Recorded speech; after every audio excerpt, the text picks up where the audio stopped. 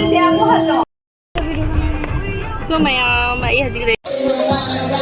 hello mayam, welcome back to my channel. Mayam karam tauri. So mayam ngasi se akhoi gi Kang chingba aloi numit ni ko to akhoi Manipuri Rath party na ko punna akhoi program ama sinthari program se akhoi gi ngasi se lunch party oina taurani. Lunch party da akhoi gi khichuri uti achaga da bado Kang da chana bado akhoi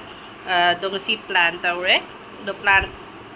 So mayam yum de lap lay rabarina akhoi sida family dumaina nungai na ko program kudingi pathok na bai hona jai ba ko do ngasi se Kang numit ina akhoi su yum se yamna miss tawre ko do miss taw basiga akhoi na program ma sille do ngasi se akhoi mayam punna bai hona rani do mayam punna bai party se ga aina ko blog amadi sim memory oina ba sim ge haina ko khanjari dos blog se ina start tawre so ngasi se ai hajik ai pungi pung mapan tare pung mapan se akhoi hajik ko thabak kaya pangthok na ba ko kai thong doi no khichi thong bai kai ka do nupi mayam punna akhoi thabak se pangthok na meni hona rani ba ko do aina puroi se agonda khara aina maroi marang khara yumda I quarter da panja bado khara pujare adugai di mayam na suburani adugai ningo gumba adugai di mayang ton pure adugai di sing mana su khara haujari adu su khata ngai hap ki ge uti da hap na ba uti da sing mana hap se yang haw bane ba ko aloi bida so mayam haji chat lage mayam da su dum yang hala age akhoi program gi preparation se so mayam let's go mayam siga leire mayang ton sorry mayang ton toning hop ko adugai di haji ai sing mana se mayam da chara age ye khara haujari sing se su khara pugra ge heaga fresh ada pura ga dum sam jarage iya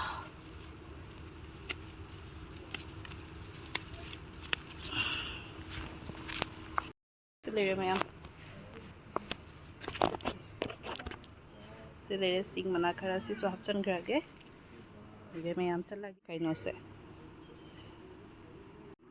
एक ही right Redu का से cycle से गिमिंग आई ना रेडू थो लिया बको तो रेडू गई चला गया मैं ना खतंग लाप या बको हॉल दो खचिक तंग लाप बको तो ना ये साइकिल पूरा चला नहीं एक ही रेडू पूरा का सो मैं यहाँ चला अभी फाता करी हाँ ये मुझे सोचा कि रहा उती की हाना पाई जरा कोई तो दिखे उती की जी चना गाड़ी की नोई चे vegetable kangogi अदो मैम अखोई हेजांग का लोइना थोंबा होगले को अदुगे चलगा म कोम लोइसल लाक्तो ना उती की सिदु कोका का हिदो काला जदौ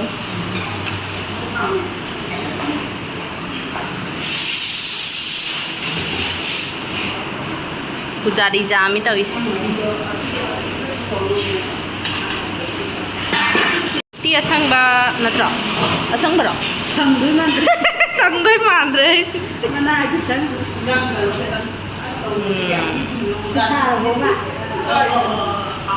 मना दे अकोई उती असंग से संगरो दे मारे ए मोरो नोय ते संगली गौरी ये ना मापा मात्रा हां हां ये दन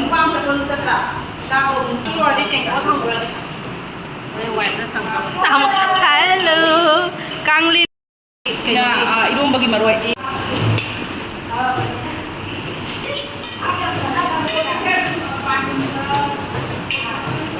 saya kau special kau bina mana berarti hati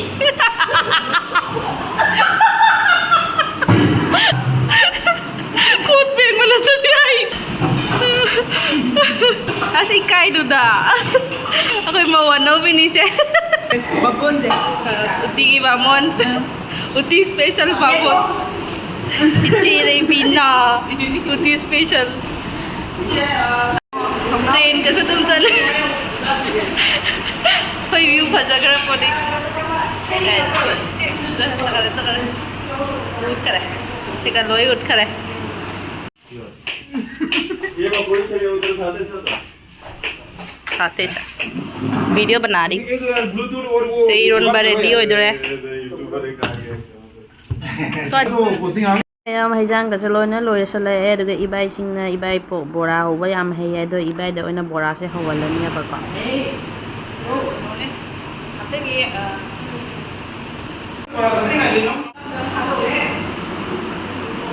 ꯑꯩꯈꯣꯏ ꯏꯕꯥꯏꯅ ꯕꯣꯔꯥ ꯍꯧꯔꯤ ꯁ꯭ꯄꯦஷꯜ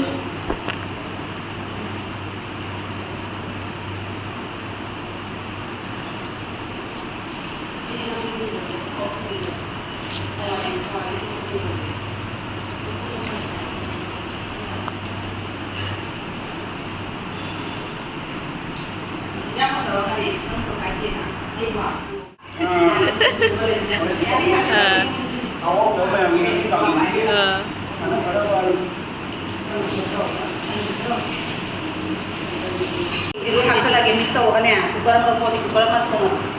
Apa? Itu kalau drop bola gak? Apa? Kau tuh deh ngasih Kang lense. Bukan apa tuh mix tau gue. Apa ini? Bukan apa? Bukan ya. Ada loh, ini dulu mau yang ini. Itu jenalan. So hay hajik pura ready aure akhoi chatpagi ado nong se phana chu thare ba ko mapan da yong phana nong se phana chu re ba ko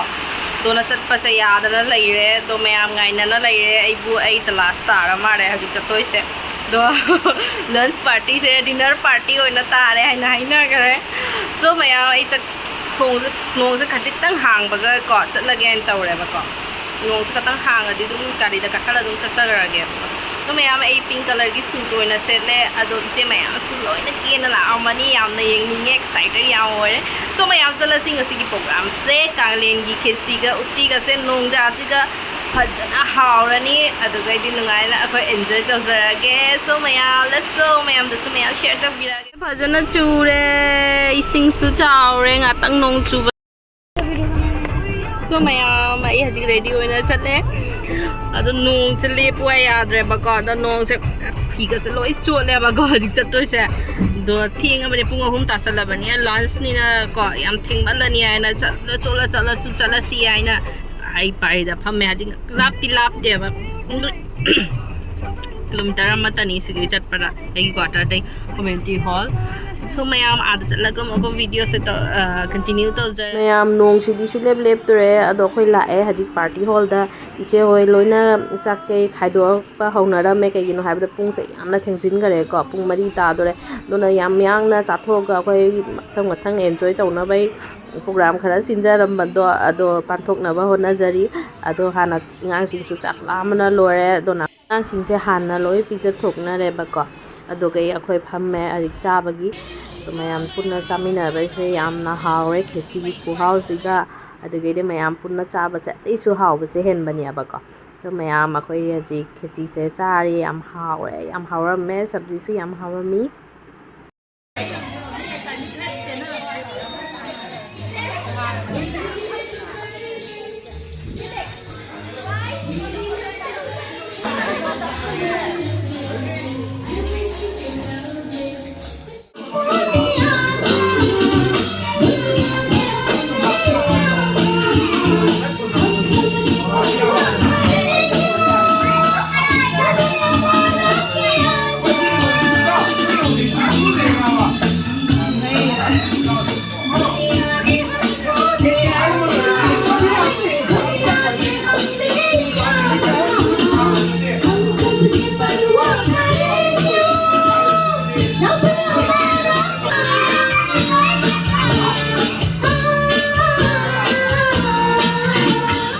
अदो ma'am चाक टोकनारा मतुंगदा अखोई ngaतंग पोथाबा होइना इसै खरा सुंगांगे अदुगैदि हजि अखोई तंबोला सानाबा हौरानी को तंबोला से मी याम बनिना याम नुंगायबा को से game से गेम खरा सानारानी दुगै प्रोग्राम से सिगा दुम लोइसलारनी याम सु थेंग गरे अब पुंग 8 मखाय तारे अदुना मैम लोइसलानी प्रोग्राम से सिदा दुम